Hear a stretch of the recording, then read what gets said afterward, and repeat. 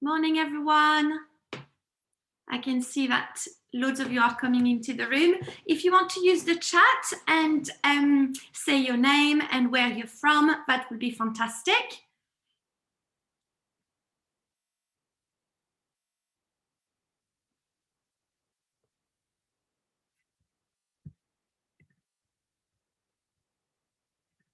Hi, everyone. Hi, Madeleine. Hi, Claudia. And hi, Paola. Hi, Liz. Hi, Isabel. Hi, everyone. Hi, Geraldine. Hi, James. Hi, Sally. Yeah, for those who are just coming in, just make sure you use the chat and say your name and where you're from. We'll just wait a minute and then we'll make a start.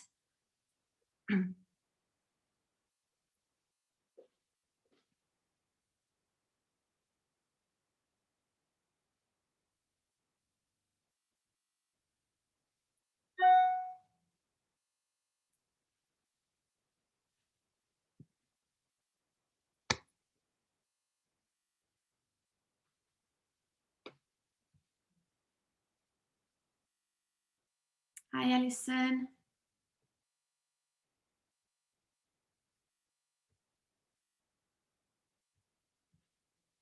Okay, I'll just wait another 30 seconds and we'll make a start. Hi, everyone.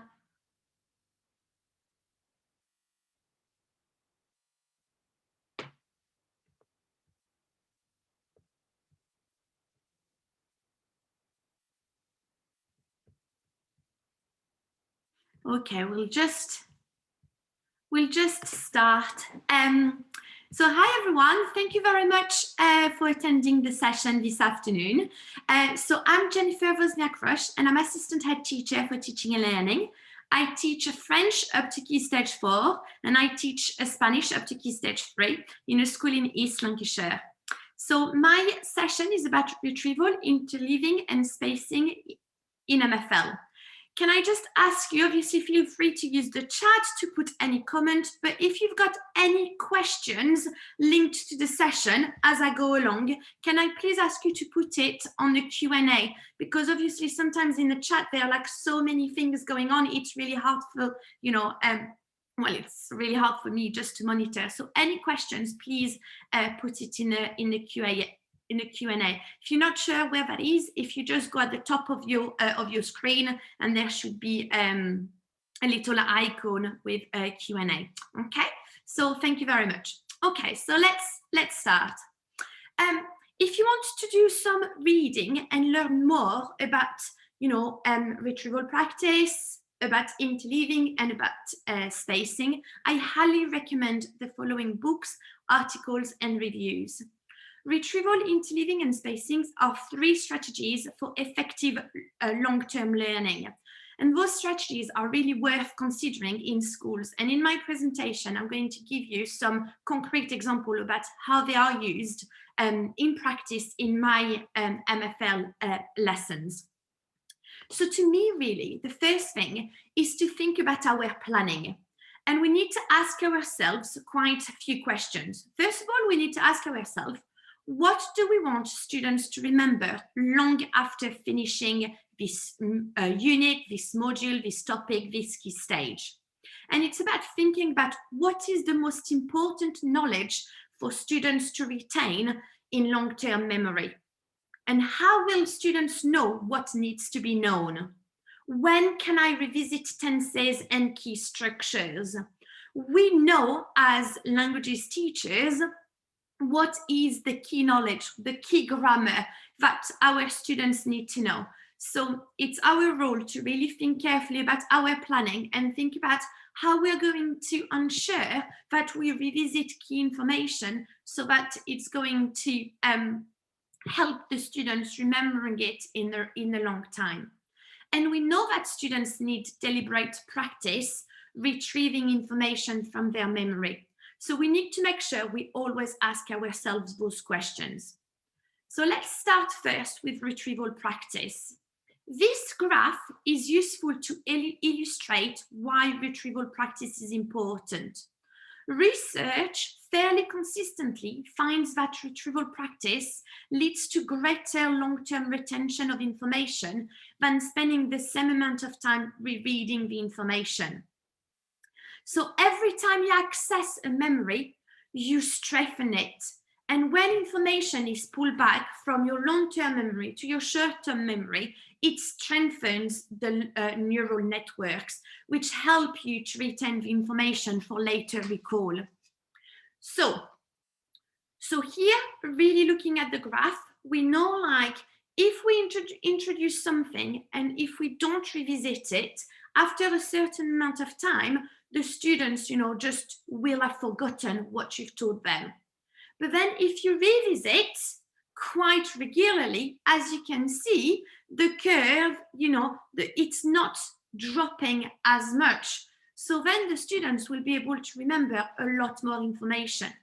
So what does it look like in practice? Okay, well, we are all familiar with the knowledge retrieval grid with questions from last lesson, last week, last term, and further back. And this idea came from Kate Jones, who wrote about a retrieval practice. She's written a few books on retrieval practice. They're very easy to read, and they've got loads of very useful strategies to use. And Kate Jones is a history teacher.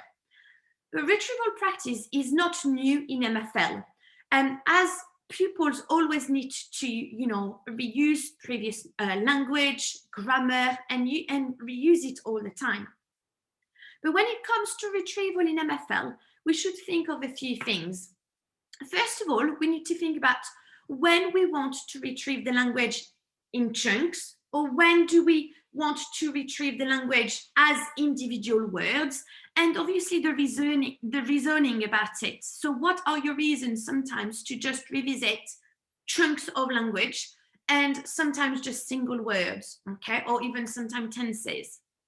We also need to make sure that the retrieval task is completed under time pressure, and this is more likely to promote, fluency. The language must be practiced across different topics and not always within the same sentences, so that the reason for that is that it will help the students making links and can transfer the previous language into the new topic. Don't always use your retrieval task as like a reading activity, but also as a listening. And also, I think what is key to remember is that when we want our students to do any retrieval activities, so like, for example, the retrieval grid that are on the screen, for example, it's really important that our students complete that without looking at their books, without looking at their notes, without looking at their revision guides, as the aim is really for us as teachers to check what they can remember and what they can't, so then we can address that in our future lessons. So here you can see two examples of my retrieval grades. So on the first one, I've made a spelling mistake on 11. It's je vais, not je vaux.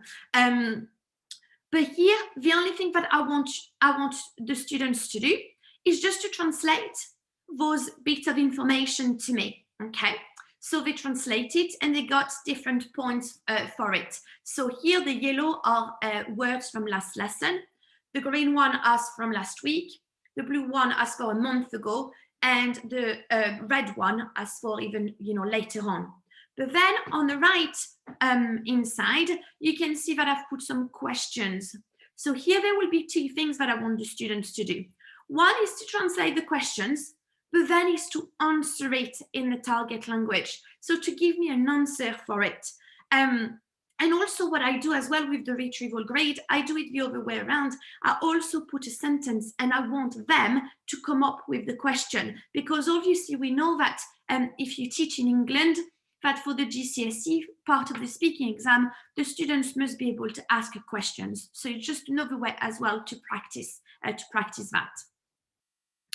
Here is another example of retrieval practice that you can do. So you've got 3 questions, and it's again the same principle as the grade shown you just before, and can be specific questions about the grammar, for example. So same thing, it will be a question from previous lesson, a question from previous week, and a question from previous month or further back. Okay. Here again, so pupils here have to give you, either in speaking or in writing, it's entirely up to you, sentences with 5 countries, 4 modes of transport, 3 opinions, 2 past tense, 1 season. But obviously that is not prescriptive. You can put whatever you want. It could be opinions, it could be, you know, daily routine, it could be TV, it could be the environment, it could be absolutely anything. But here is just an idea for students, obviously, to revisit and to remind themselves of vocab and grammar structures that has been taught previously.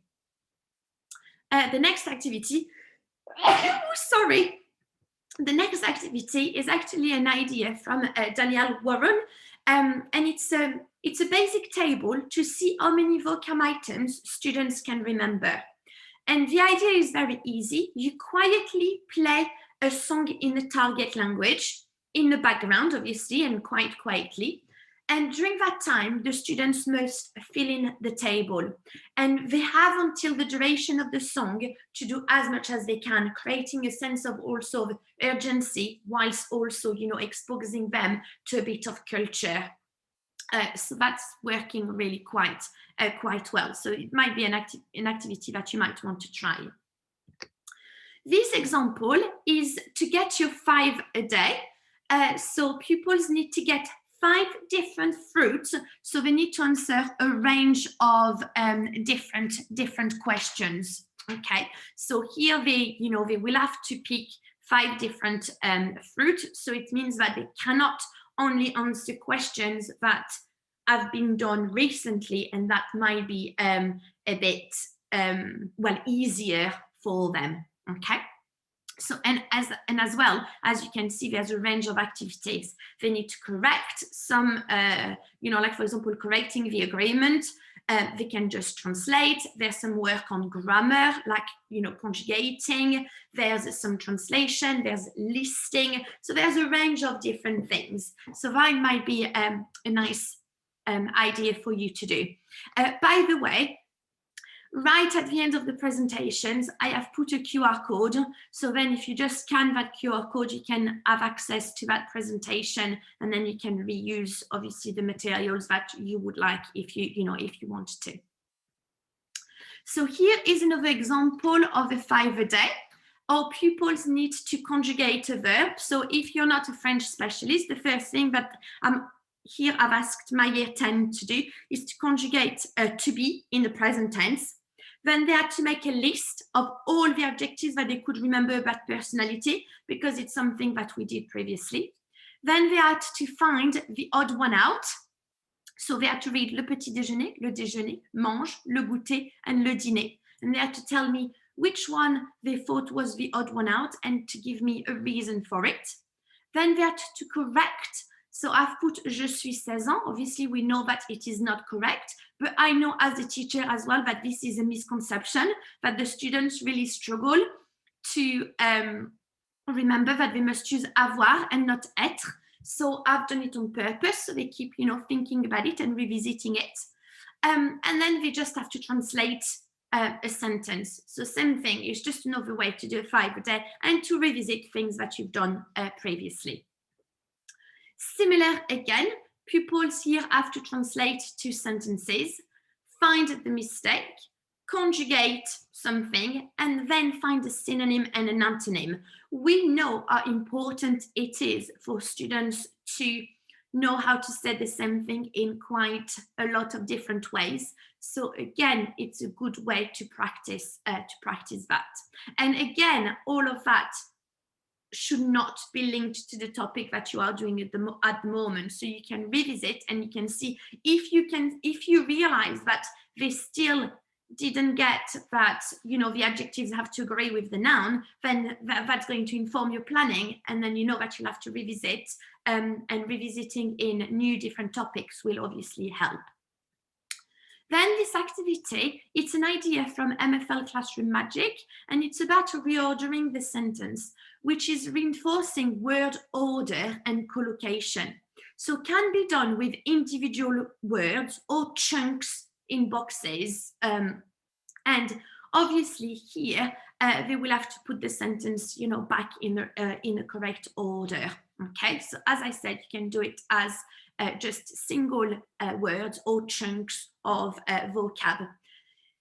There's a website that I've put there. I don't know if you know the Scrumblinator, but that website is completely free. And if you type your sentence, like, you know, like a proper sentence, if you want, if you just copy and paste it on that website, it will put all the words in a different order. So you don't, I know, like, I don't know if it's the same with you, but sometimes if I do it myself, I always miss like a word, or I will miss something. But here, at least it's so easy. You just write all your sentences and they will put them, well, they will jumble them up. So it might be a nice, if you don't know that website, for you to have a look at. There's also a lot of quizzes that can be done for retrieval practice. So a lot of online tools can be used and it is automatically marked. So quizzes and tests should really be low stakes, because obviously the aim is for the students to have opportunities to retrieve the information from the long-term memory, but not to formally assess learning. So here it's again really to check your misconception, you know, if there's any misconceptions, to check what they can remember or cannot remember, or what they can do or cannot do. And there's loads of different strategies here and tools that you can use. So like, for example, you can use Show My Homework, you can go to Microsoft Forms. You know, because of lockdown had some positives. You know, it made us being even more proactive at looking at different ways of doing things. And Microsoft Forms, you know, you just create your quiz and it will be marked for you, and you can just spend the time analyzing the data. I've used recently with my year 8, we've done the topic of town, and obviously we've done quite a lot of work on adjectival agreement, because describing their town, you know, thinking about, you know, where the adjective, you know, goes. We know that in French, some adjectives go before the noun and some go after. So it's really key. Here, I just could see really easily by just looking at the data, what was it that students still struggle with. There's Kahoot as well, that could be a use, Quizlet, quizzes, or even carousel learning. So if you've not heard but some of them, it's worth obviously, you know, having a look. Another strategies that you can use, there are a lot of other strategies obviously that can be used, such as asking pupils to complete a concept map about a topic. And you could also ask pupils to write everything they can remember about a specific topic, and then pupils could use, you know, flashcards to self-test key concepts and so on. So that might be a nice idea of doing it. When I ask my students to do that, then what I tend to do is that later on, a few weeks later, I will ask them to get back, you know, one of their concept map. And then because they've written all the key terms about one topic, then I will give them a bit of time just to prepare. And I said, okay, I want you to give me as much information as you can in the target language about that topic. So, you know, they might be speaking for, you know, a few minutes about that. But the same thing is just helping them, and it's helping them as well preparing for the speaking exam. Same idea with revision clocks, and the idea is from Becky Russell's, and if you type that on Google, you will have the template as well of the revision clock, and it's just something, just a revision. So that was second year French, and what they did, then they just recapped things that has been covered in the topic, but then, as I said previously, later on, they could just, say something about it and give me more information about it. Same idea, but with a bubble map. And something, this idea is from Kate Jones' book on retrieval practice. So bubble maps as much more vocab as possible on the topic that you wish. And they need to include, what I do when I ask them to do that, I actually help the students to kind of guide them about what they should include. So here, like for example, when I've done it with the topic of time, they had to include advantages and disadvantages. They had to include, different tenses. They had to include with using the negative as well, or only because, in French, it's il n'y a qu'un bus, but when they see the ne, they tend to think it's negative, but when it's ne que, it means only. So just to make sure, because that's key, and I want them to remember that. Excuse me. So I know that quite a lot of schools are using knowledge organizers, and also there's a lot of discussions on the internet, on Twitter, or there's loads of blogs as well, asking really if knowledge organizers are working or not. Personally, I really think it's like everything. It's absolutely like everything. I think it depends on how you use it.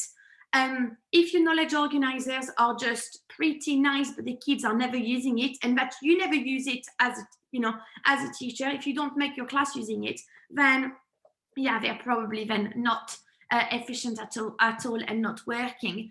But as I said, it's what you do with it. So for example, what I do with it is that when I ask students, so I've got some knowledge organizers on grammar, and I've got some knowledge organizers on just topic. But then I will test my students on their knowledge organizer. So as you can see on the right, I've hidden some of the words, and obviously the students have to recall that information. So that might be a way of doing it.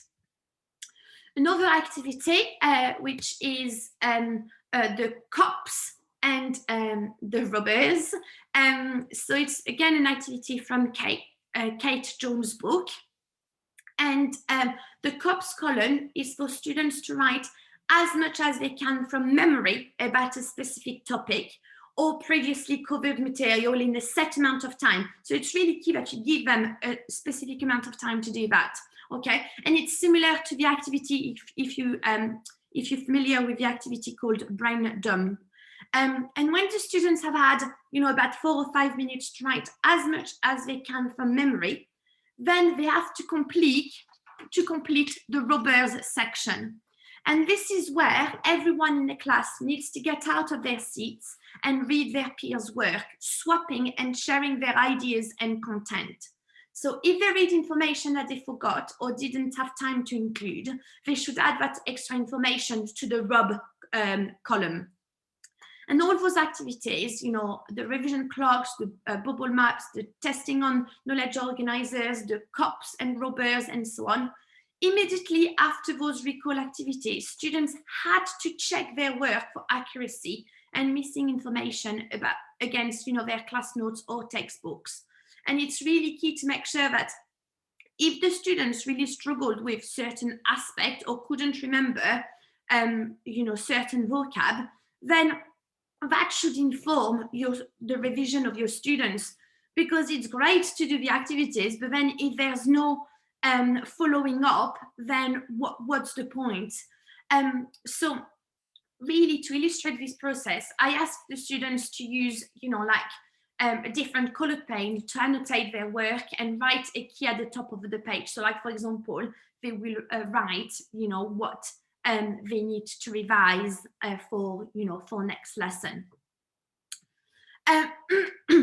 Retrieval to use for speaking practice and helps as well preparing, for the speaking exam. So ask pupils to answer a certain question and to involve everyone in the class during that time. So like, for example, so here at the beginning of my lesson, I will ask students some questions. So my last lesson with my year 10. So far we've done talking about their family. We've done about if they get on, who do they get on well with. We've done about personality. We've done about describing their friends. Okay. So I had some questions on my board. So I had, like, for example, tu t'entends bien avec ta famille. I had décrit ta famille. I had, quelle est ta personnalité. Décris ton meilleur copain ou ta meilleure copine. And then I will ask students to answer that question in target language. But when you do that, I'm always very conscious that it's one student, speaking to you, and then the others, well, what do they do during that time? So what I do is that everyone in my class got mini whiteboards. So when someone is answering a question, the others on their mini whiteboards, they must write in English any information that they understand. If they also, spot any mistakes, they should write it down. And then we just, feedback. So when someone's finishing answering a question, they'll say, okay, so who can tell me what Tom just said? And just to see, so it's making them, listening, paying attention, but also trying to spot if there's been any mistake.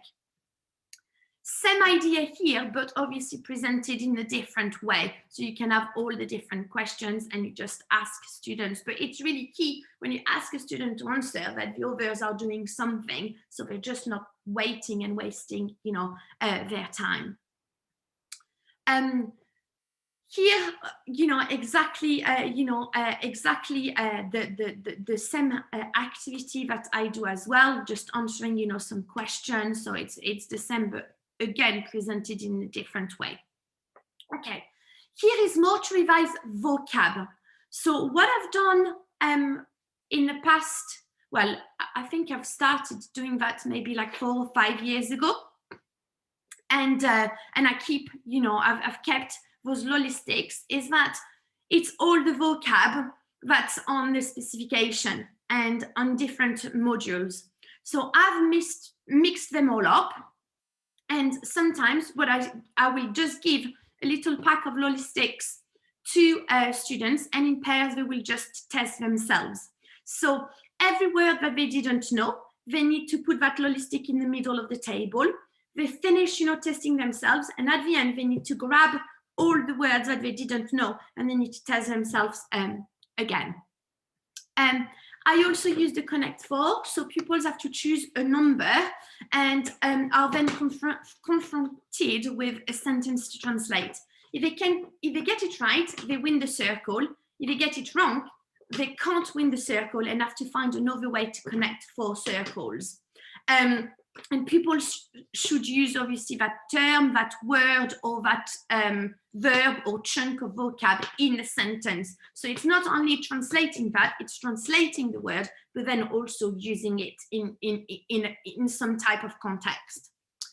Here's another example of what I do. So I've got like different activities with different rounds. So that is my round 1, where the students need to look at a list, and in 15 seconds after, some of the words will disappear and they will have to write the missing words.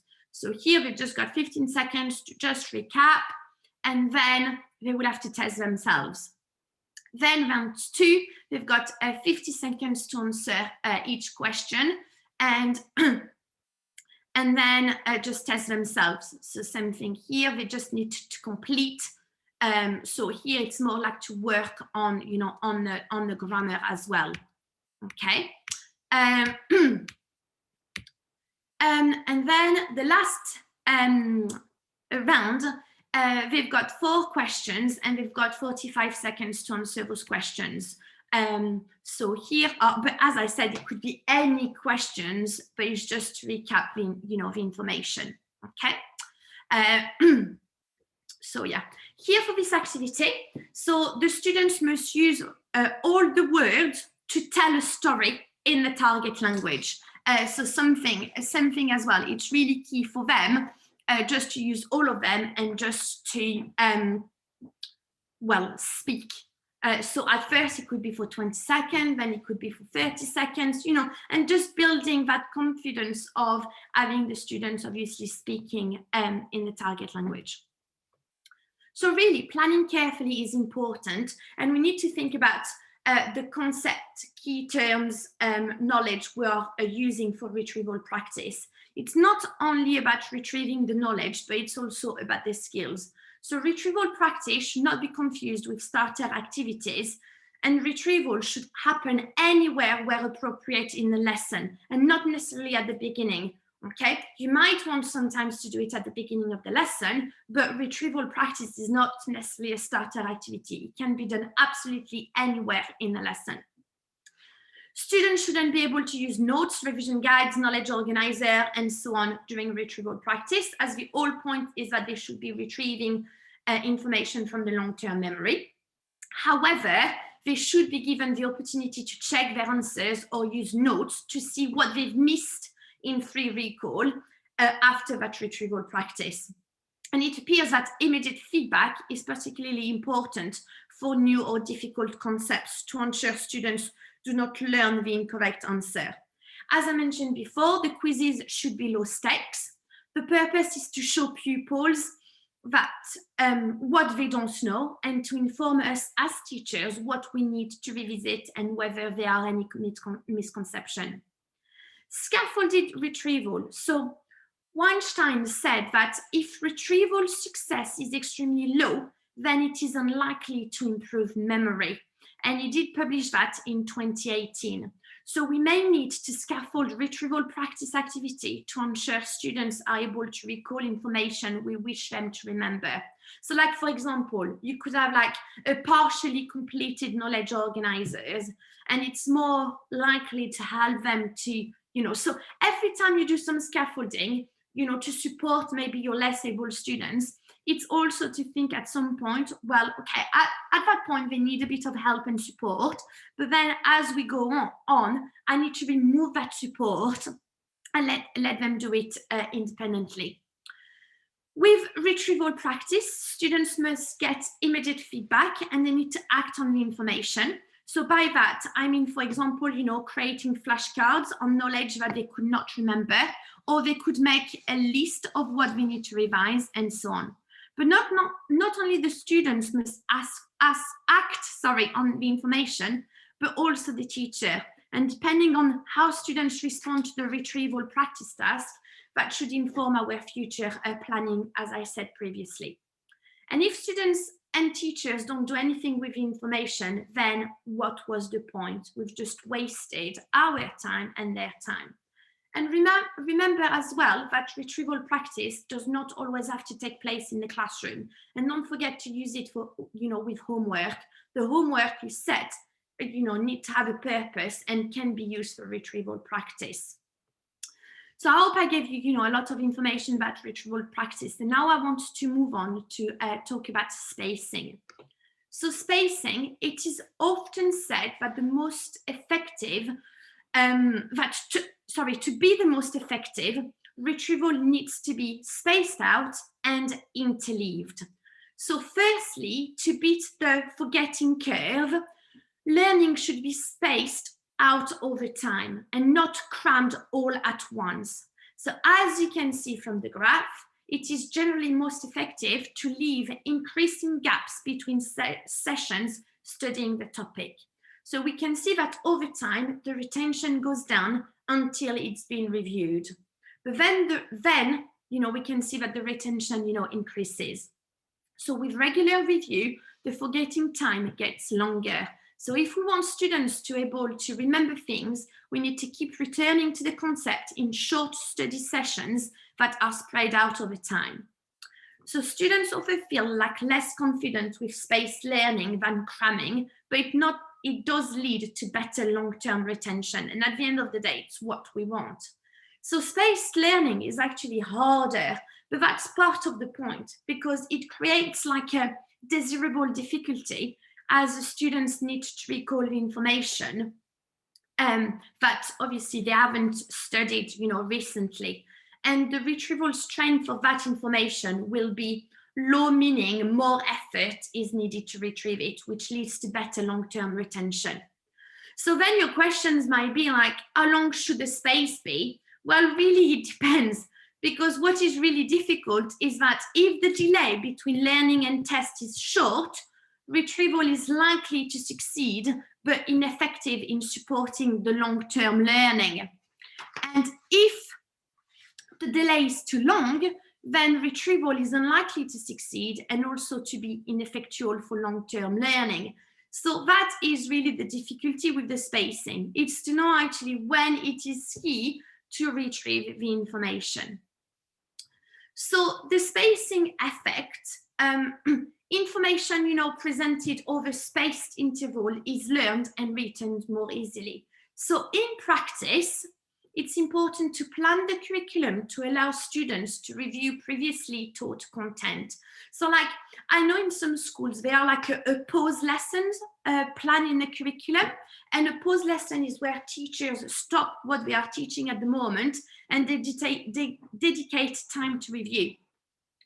The pause lessons should include, evidence-informed strategies. So like, it should be like the retrieval practice rather than restudying, okay?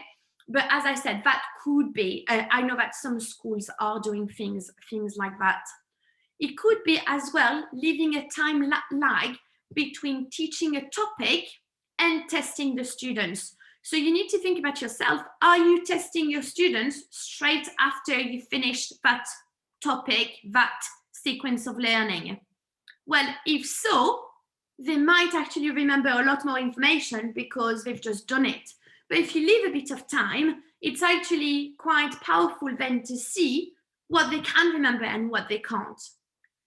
The spacing in practice is also can be seen when you leave a timeline between teaching a topic and setting a homework. Or it could be about setting homework relating to previous topics. So the homework has nothing to do with what you are doing at the moment. It could be about including questions about topics from earlier on in the academic year or key stage, and obviously do it via different quizzes. And it's encouraging the students to use the principle of space practice when planning homework and revision. And then obviously linked with the interleaving. So interleaving, if you're not sure what it means, interleaving means switching between ideas while you learn.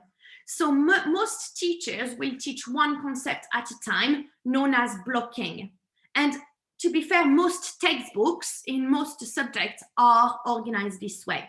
But actually, some evidence has shown that if you interleave different concepts together, follow questions on one concept by a question on another concept, this can actually produce better test scores. In our subject, we're lucky that obviously we have to reuse things from different topics. The grammar, all the grammar, we always revisit grammar with it, all the different topics. So in a sense, it's easier for us. But I think for me, as a language teacher, it really made me think about how I should interleave, the vocabulary. When you teach words that you only see really in one topic, well, how can you actually revisit and maybe make more an effort to link it with other concept if you want? So obviously the evidence at the moment with the interleaving is fairly limited, and obviously in some subjects, as I said, it's easier than others, but for us I just think it's it's easier especially with the grammar and the vocab. But interleaving the topics, but also the skills will work. So thinking about, make sure that you interleave all your skills. We tend to do that easily in MFL, but think as well about interleaving your high frequency phrases, the useful vocab, your complex structures, key verbs, and so on. So really, spacing and interleaving together is more challenging and should require, harder thinking. So I've realized that I have you know, gone through a lot of information just at once. But you know, if you've got any questions, there's a couple of minutes, so that will be great if anyone, you know, anyone would like anything. I'm just looking at the Q&A now. Yes, I will be sharing the presentation afterwards. So actually, here, if you see on that screen, I've put a QR code. If you just, with your camera, if you just scan that QR code, that will take you to my Google Drive and you can download straight away the presentation. But if it doesn't work for any reasons, you've got my email address, so feel free to email me. There's my Twitter account as well, so feel free to, you know, to get in touch if you've got any questions. Someone just asked, what's your favorite, most effective retrieval practice activity? Okay, I think for me, the most effective ones for me is when I link it with the grammar, because sometimes, you know, and I'm sure you will have exactly the same experience, you know, with your classes. You know, you might teach, you know, things like what did you do last weekend, and you just hammer that past tense, and the kids can do it really, really, really well. And then you move and you might talk about, you know, the TV programs that they like, and then suddenly you say, oh, what did you watch last night? And then they can use the, you know, j'ai regardé, but then they can't remember how to say, you know, mon frère a regardé, or mes parents ont regardé, or, you know, and things like that. So to me, really, it's when I link it with the grammar that I find the most effective.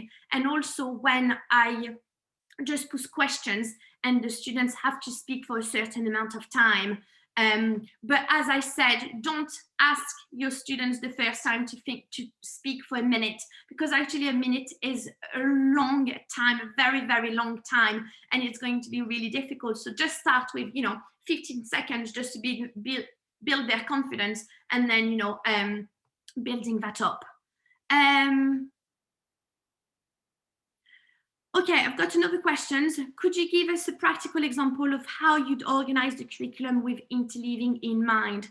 Okay, so what we've done in our curriculum journey, if you want, is that we looked at all the grammar that we cover, you know, over the 5 years, because we think as MFL, obviously from year 7 to year 11, we know that a lot of students will stop at year 9, unfortunately, when it's options, but we really see at the, you know, the big picture. And then what we do is that within the topics that we teach, we always try to revisit the others. So it's almost like we not only think about our topics, but we also think about our phonics when we're going to revisit them within the topic, you know, within each topic. It's also thinking about your grammar and how you're going to interleaving to make sure. And we are lucky in my school to have a lot of time talking about the curriculum, and it's having those conversations, you know, and making sure that with your team you discuss, but okay, but when do you revisit that point? When do you leave a bit of time, you know, before it? And same thing with the homework. We always interleave the, you know, the homework as well. So I'm just conscious of time, but as I said, if you want to carry on the conversation, I'm available on Twitter, on email. Hopefully you'll be able to get a copy of the, you know, of the presentation. And I hope you did find the, you know, the session useful. But thank you so much all for your, you know, for your time, and have a lovely afternoon.